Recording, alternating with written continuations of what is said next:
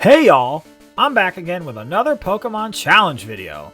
Pokemon Red with only Growlithe had me aging in dog years, so this time I wanted to see if I could beat Pokemon Red using only one Machop. As usual, the rules are I can only use Machop in battle, and I can't use any items in battle. By the way, if you like this kind of content and want to see more, be sure to subscribe and check out more of the videos on my channel. Machop is a weird Pokemon. Its HP and attack are actually okay, but the rest of the stats are unfavorable. Its speed and special are especially awful at base 35. On top of that, the move pool is pretty limited. Fighting type moves in this game are notoriously sparse, and honestly the best fighting type move Machop gets is Low Kick. This is gonna be a rough one. Off at Professor Oak's lab, I used the Universal Pokemon Randomizer to replace Bulbasaur with Machop so that our rival will pick Charmander. Both Charizard and Venusaur can do big damage, but I picked Charizard so that our rival will eventually have an Exeggutor, which will be a royal pain with Hypnosis. I nicknamed my Machop Slapchop. You're gonna love my nuts. Right away, we take on our rival Bubs, and as you can see, Machop only starts with Karate Chop, which is honestly a decent move, since it often lands a critical hit. Sadly though, we won't learn another level up move until Low Kick at level 20. But even so, Karate Chop, ignoring the Growl attack drops because of critical hits, is more than enough to take out Charmander. After beating Bubs a second time, I went straight to take on Brock at the Pewter City Gym, but at the time, it was just not possible. We only have Karate Chop, which doesn't do much damage, and it also means we can't do anything to avoid taking damage from Onix's Bite. It's not until level 17 that we're actually able to do enough damage to take out the Geodude and have barely enough HP left to survive Bide with 1 HP and beat Onix for the badge. Would have been a real shame to have a fighting type move there. After passing through Mount Moon, we take on our rival Bubs in Cerulean City. Along the way, we pick up the TM for Mega Punch and teach it to Machop. It's stronger than Karate Chop, unless Karate Chop crits. Also along the way, we learn Low Kick, arguably the best fighting type move that Machop will get in this game. In later games, Low Kick does damage based upon the target's weight, but in this game, it's just 50 base power with a chance to flinch. It's pretty good all around. After the rival Bubs, it's time to take on Misty. Machop's special is really bad, so her water type moves do big damage.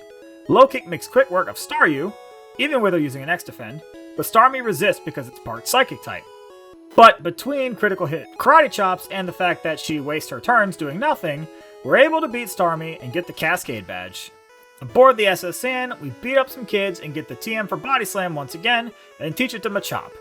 Then we take on the rival Bubs, and with Body Slam, we plow through most of his team. Abra is now a Kadabra, and outspeeds and can either use Confusion or Teleport, but here it uses Teleport, so we don't get damaged. Otherwise, Confusion does huge damage, and we usually end up losing this battle. Once we're past the Spoon-Bending Fool, this battle's not that hard, but I can see this being an issue in the future. What's not an issue is Lieutenant Surge. We've got Dig, and it's a ground-type move that, while it takes 2 turns, it's as strong as Earthquake in this game, so it's a clean one-shot on all of Surge's Pokemon. We do get a hit with Raichu's Thunderbolt, but it ain't even really a problem. Now we're in Lavender Town with a rival, and it's time to get spooky in the Pokemon Tower. Now that the level gap is closing, I'm starting to notice just how much more damage Machop is taking. Body Slam is a clutch move, since 2 of his Pokemon are immune to or resist Dig and Low Kick, but unfortunately Body Slam can't paralyze Pidgeotto because it's a normal type. It's a fun little quirk about Gen 1. If we thought Kadabra was a problem before, it's a disaster now. It almost takes out Machop with Confusion, but like with the battle with Brock, Machop hangs on with literally 1 HP and finishes out the battle. Low Kick gets the same type attack boost for being fighting type, but Dig is often our strongest move, and it easily knocks out Charmeleon. I decide to grab a few levels before taking on Erica, so it's off to beat up Giovanni at the Rocket Game Corner. Dig and Low Kick are super great here, taking out his team lickety-split. With that, we're on par for levels, and we're ready to go take on the Grass Gym. At least I thought so when we started. Even with those extra levels though, Erica is still pretty tough. Razor Leaf is a damage range to 2-hit KO Machop, so unless we snag a sneaky paralysis on the Victory Bell, this one is pretty much impossible. After several attempts, we make it past the Vileplume, but only after almost getting knocked out by a Petal Dance. It's seriously starting to get a lot harder to win these gym battles. Now it's time to take on Koga at the Fuchsia City Gym, and since we're relying mostly on Dig here, we have basically the same issues that we did with Growlithe, except we're even slower than Growlithe. The Coughings aren't much trouble, but Muck likes to build up evasion using Minimize, which is especially bad since Dig is a 2-turn move. Weezing outspeeds and hits hard with Sludge, and I keep losing this battle until Weezing self-destructs while we're underground using Dig. Okay, Machop, I'm seriously gonna need you to pick up the slack here, bub. You're really starting to let me down. The rival battle in Sylph Company is just way too strong for us at this point, so instead I go take on Blaine at the Cinnabar Island Gym. Machop is slower than all of Blaine's Pokemon, so he really could do a lot of damage and lock us with Fire Spin if he'd actually do something. He spends most of his time just using Super Potions at full health and going for Tail Whips, which actually boost our attack because of Badge Boost.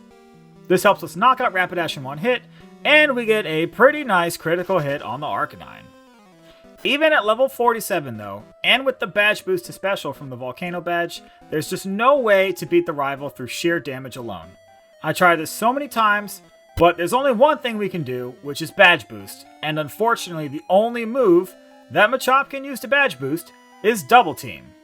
So the strategy here is knock out the Pidgeot right away, and then Execute will spam Reflect because it's a Psychic type move and the AI thinks it's super effective. At that point, we can set up all of our Double Teams, and the Badge Boost to attack and speed let us OHKO and sweep the rest of his team. And don't worry, it's not going to be one of those runs that you see other people do where I just wait till things get hard and then teach Double Team and Double Team the whole way. We are going to use Double Team, but I'm only going to use Double Team in battles where it doesn't make a difference whether or not we have Evasion Boost. We're strictly using it for Badge Boost, and besides, we usually either sweep with the Badge Boost or the AI cheats and we get hit anyways. You can see this point illustrated when we take on Sabrina at her Psychic Gym. We take massive damage from Kadabra's Psybeam, and then knock it out with Dig right away. After that, Mr. Mime comes out, and we have to Badge Boost with Double Team. Since Mr. Mime randomly picks between 3 Psychic moves, Confusion Barrier and Light Screen, there's a 67% chance that it doesn't actually hurt us. So, Double Team lets us boost our attack and speed, and we're able to sweep her physically frail Psychic Pokemon. So as you can see, the Evasion Boost didn't really matter, because Mr. Mime wasn't attacking us anyways, and once we got our Badge Boost to attack and speed, we were so fast and strong that her Pokemon never got a chance to attack us anyways. The same thing basically happens with Giovanni in the last gym battle. His Pokemon either really don't do any damage, or get outsped and one-shot from Dig, so the evasion boosts don't really matter, so I don't want to hear y'all complaining in the comments, because the alternative is to just level up a bunch, and that is even less fun than using Double Team. Well, Giovanni was pretty easy, but the rival fight afterwards with Bubs was much harder. I make sure that Machop is at least level 54, and with as little experience as possible. Otherwise, it'll level up before the Alakazam comes out, and without Badge Boost, Machop will get wrecked by Psychic.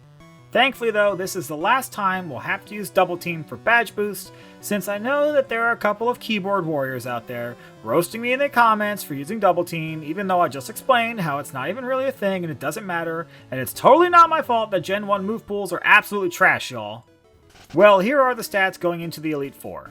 The attack is good, but the rest is pretty dookie. I replaced Double Team with Mimic since I want Machop to really prove its mettle in the Elite Four, and Mimic is just a fantastic move in general. First up is Elite Four Lorelei, and right away I want to highlight once again the beautiful AI in this game. Dugong spams Rest because it's a Psychic type move and Machop is weak to Psychic. Since it doesn't really do anything, we can easily low kick it and Cloyster for super effective damage and get straight to the Slowbro. Here's where the magic happens. Just like with Rest, Slowbro spams Amnesia because it's a Psychic type move, so why don't we do the same? We use Mimic to copy Amnesia, which not only maximizes our special, but also badge boosts the rest of our stats. With those boosts, we're able to make quick work of the rest of Lorelei's Pokemon. And you might be thinking, oh, you could do this battle without badge boost if you use Submission because it's stronger, but Submission does so much recoil that we'll actually knock ourselves out. So, I know what I'm doing here, I promise you. Next up is Bruno, and this battle would be a lot easier if not for the fact that Machop is so friggin' slow. So we're going to use the Mimic strategy once again here to copy Harden from the Onix. With 6 Hardens, not only is our defense super high, but we've got even more badge boost than when we copied Amnesia. But even with all those boosts, Bruno's Pokemon have good defense, and we're a Machop, so it's not a clean sweep, and we could still easily lose. So you can only imagine how tough this battle would be without using any badge boost. And unfortunately, for whatever reason, Hitmonchan has Ice Punch, and Ice Punch can freeze, and that actually did happen once. Machop especially could be a problem because it knows Submission, which is pretty strong. But Bruno sucks, so we're able to win most of the time. At this point, we're about to take on Agatha, and I use a rare candy to reset Machop's experience, but I actually don't need to because we're not going to be badge boosting in this battle. We're not even going to use Mimic for that matter. For our part, this one's just going to be a good old-fashioned slugfest. Machop is slower than all of her Pokemon, plus Golbat does huge damage with Wing Attack. Her Ghost also love to put Machop to sleep with Hypnosis, and if they hit a Dream Eater, Machop goes down in a single hit. Dig is a one-hit KO against her Poison-type Pokemon, except Golbat, who's immune, and they take several Body Slams to knock out. This battle is a huge roadblock because it's all based on luck, and I lose dozens of attempts to turn 1 sleep from Gengar. And it takes me many attempts to successfully beat this Hypnosis hag. God, Machop can be so very frustrating at times. After Agatha, it's time to take on Lance. After losing this one to Gyarados right away many times, I decide to replace Low Kick with Rock Slide to have some kind of super effective damage against Gyarados. This would have helped a lot against the Golbat in the previous battle, but I'm an idiot and forgot that I had this TM in the bag. But the good news is that the Lance battle is essentially a 2v1 between Machop, Gyarados, and Aerodactyl. Once we get to the first Dragonair, it's pretty much over. Just like during the Lorelei battle, Lance spams Agility because he thinks it's super effective. So we use Mimic to copy Agility and use it ourselves. Now that we outspeed Aerodactyl and have badge boosted our attack and defense, Dig and Rock Slide are able to sweep through his entire team, and they really can't do anything about it. Aerodactyl's the only Pokemon that can actually hit us, but as long as we hit our Rock Slide, it can't do anything. Lance's Dragonite just spams Barrier, so there's nothing to fear here, and on the whole, it's an easy win, baby! Well, after Lance, it's time to take on the rival Bubs once again. We decide to get rid of Dig, because Earthquake is just as strong and doesn't take 2 turns to hit. So, probably should have used it earlier, but you know, I'm just always worried about using TMs before I actually need them, because they're single use in this game and there's just no way to get them back. I use all of our rare candies and go to take on Bubs, but right away it becomes apparent that this battle is completely hopeless. Pidgeot is just too strong, and even if we get past it, Alakazam immediately comes in and sends Machop directly to the Shadow Realm. So there's only one thing to do. I reset, grab a few extra levels, and then go through the Elite Four once again.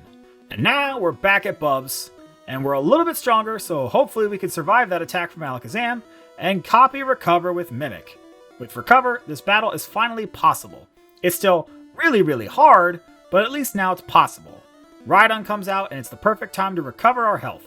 Since we can't badge boost ourselves, it's also really important to stall for time here so that Rhydon hits us with Leer and Tail Whip, which will badge boost us.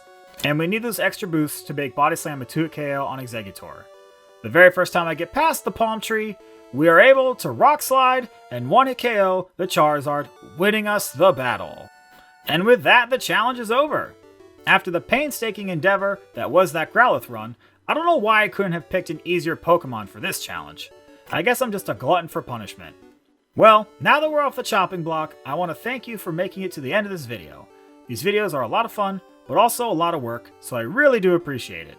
There's a playlist on my channel where you can find the rest of these Pokemon challenge videos if you want to check those out as well.